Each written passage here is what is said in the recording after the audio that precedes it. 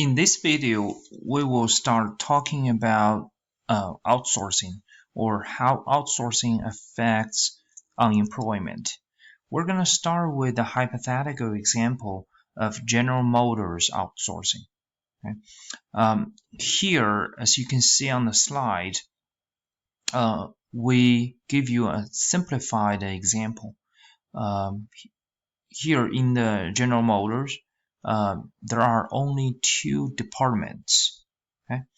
So you don't have to worry about anything else. The first department is production department, which is in charge of physically producing cars or assembling the parts to make cars. Okay? The second department is R&D department.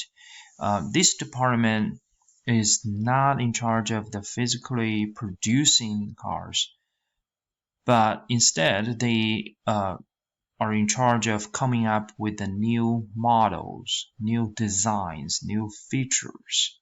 Okay. Now, suppose GM used to have a factory in Michigan, okay, producing cars.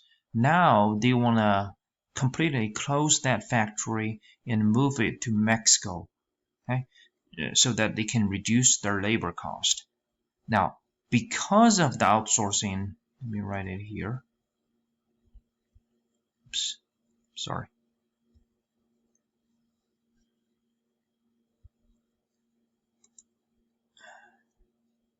Because of the outsourcing, okay, and they closed the factory in Michigan, and that means 1,000 jobs are lost. Okay, and then the company finds that because of outsourcing, they can actually make more money. Okay, so they see an increase in the company's profit. Okay. Now, when they make more profit, they wanna stay on the frontier of the industry, okay? Keep leading this market. So they would like to invest more in their R&D department, all right? So that they can keep coming up with the new models, designs, which will increase, for example, the market share of the company, okay? Now, when part of the extra profit is invested in the R&D, this department can create more jobs. Okay. Now let's suppose R&D department creates 1,000 jobs as well. Okay. Now remember, these jobs are in the United States. Okay, probably in Detroit or other R&D centers of the company. Okay. Now, at this moment, you can think about at the national level how the GM's outsourcing affects unemployment. You can pause the video and think about this.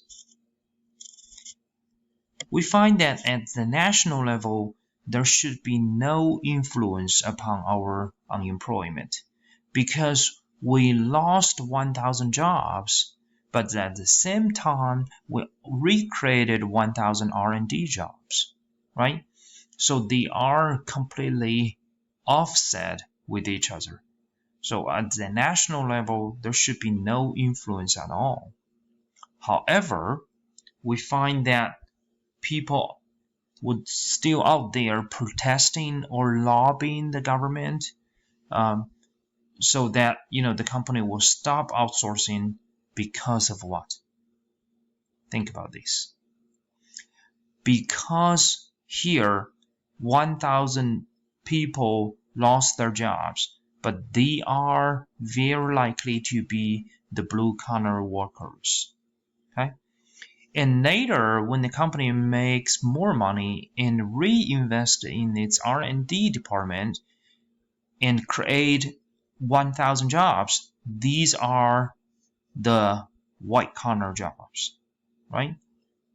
These are the jobs which require probably graduate degrees, right? Or technicians, scientists, researchers positions. In other words, these 1,000 manufacturer workers could be permanently lose their jobs. They cannot be rehired by the company's R&D department. Okay? So here we find the first thing is, even at the national level, there's no influence upon the unemployment. We still find the politicians have the incentive to stop outsourcing so that they can protect these 1,000 manufacturing jobs, and they can get the votes from the blue-collar workers. Okay. The second thing I want to point out is, oftentimes when we hear this story, I guess many of us probably heard about this so many times, especially during the election years, right? But what we usually hear from the politicians is just this side of the story. Okay? In other words, they keep saying that these companies, the multinational manufacturers, do outsourcing so that they can make more money, but they do that at the expense of the American workers' benefit, right? So you guys as blue-collar workers lost your jobs forever, and the company benefit. They can make more money by shifting the production overseas. Okay? What they did not really tell us is, because of outsourcing, the American companies can make more profit. They can reinvest in our R&D, and that's the reason for decades we can stay in the frontier of the different industries or markets. Okay, so this is a second point I want to get across here. The third thing I want to say is, here you may find, well, you could say that me as an instructor created these numbers so that it can be easily draw a conclusion. Now the numbers are minus 1,000 and plus 1,000, right? What about in the real world? The number is, for example, plus 200. In other words, for every 1,000 manufacturing jobs we lose, we only recreated 200 jobs. Now it becomes an even tougher decision, right? This time we find that it looks like more people suffer from outsourcing than those who benefit from it, right? So it may give people an incentive to say, well, let's stop outsourcing. Okay, this tells us that we really have to take these numbers seriously. We cannot simply make up some numbers and figure out what we could do. Okay, and we have to look at in the real world, how many jobs we lost and how many jobs we could create because of outsourcing. Okay, so this is what we're going to do in the next video.